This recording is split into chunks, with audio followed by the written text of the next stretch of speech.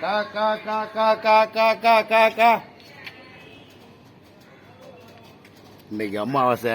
என்னோட டாடி பெரியசாமி அவருடைய ஆத்மா சாந்தி அடையணும், அவருக்காக விருது இருந்திருக்கோம். ஓகே. அப்புறம் மாமனார் கோவிந்தசாமி, அவருக்காகவும் சேர்த்து விருது இருந்திருக்கோம். ஓகேவா? வாங்க 2 பேரும் வந்து சாப்பிடுங்க.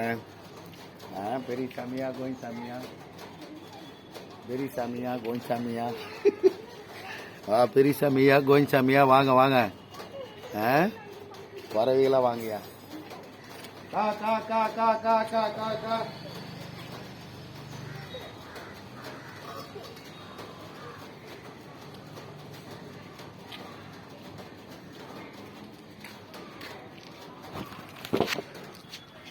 வாழ்க வளமுடன். சிவாய நம சிவாய நமயா சிவாய நமயா.